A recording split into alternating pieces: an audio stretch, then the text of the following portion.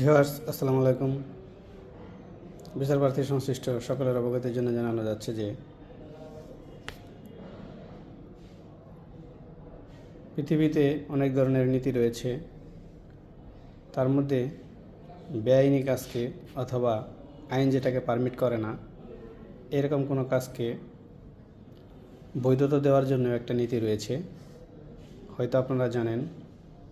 তারপরেও বলছি, ফ্যাক্টাম ব্যালেট নীতি নামে একটি নীতি রয়েছে, যেই নীতির দ্বারা যদি এমন হয় যা করা উচিত ছিল না বা যা উচিত নয় অথবা বেআইনি তা একবার করা হয়ে গেছে, অথবা নিয়ম ভঙ্গ করে কোনো কাজ সম্পন্ন হওয়ার পর তা বাতিল করলে যদি অনাকাঙ্ক্ষিত কোনো পরিস্থিতির সৃষ্টি হয় অথবা বড় ধরনের কোনো বিপর্যয়ের সৃষ্টি হয়, সেই ক্ষেত্রে এই ফ্যাক্টাম ভ্যালিড নীতি অনুসারে তাকে বৈধতা প্রদান করা হয়।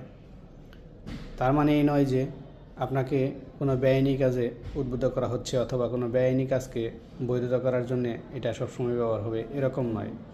যদি পরিস্থিতিটা এরকম হয়, যেমন আমাদের নারী শিশু নির্যাতন মামলার ক্ষেত্রে দেখা যাচ্ছে অনেক সময় মাইনর ছেলেপেলে যারা আছে তারা পরিবারের অমতে অথবা পরিবারের জানার বাইরে নিজেরা গিয়ে বিবাহ বন্ধনে আবদ্ধ হয়ে ঘর সংসার করতেছে, তাদের অলরেডি ছেলে মেয়ে হয়ে গেছে, বাচ্চা হয়ে গেছে। সেই ক্ষেত্রে তাদের যদি ডকুমেন্টারি যদি কাবিন রেজিস্ট্রি মিলে বিয়ে হয়ে থাকে তাহলে সেটা বৈধ বলে বিবেচিত হবে ফ্যাক্টাম ভ্যালিড নীতি অনুসারে।